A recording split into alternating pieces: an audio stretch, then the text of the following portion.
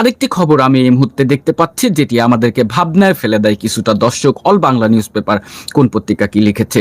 EC কঠোর না হলে প্রশ্নবিদ্ধ হতে পারে নির্বাচন, সুজন সুশাসনের জন্য নাগরিক সুজন। এই খবর শিরোনামটি লিখেছে দৈনিক বণিক বার্তার মতো একটি জাতীয় গণমাধ্যম। দর্শক, টেলিভিশনের সংবাদ আর সংবাদপত্রের সংবাদের মধ্যে অনেক ভিন্নতা আছে। সাকিব আল হাসানকে ফেরানো বিসিবির আন্তরিক উদ্যোগ নাকি পাবলিসিটি স্ট্যান্ড?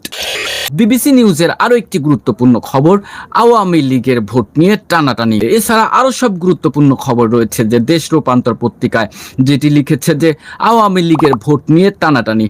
আজকের পত্রিকার প্রধান শিরোনাম হয়েছে গণভোট, এক পক্ষ সবর আর এক পক্ষ কিন্তু নীরব।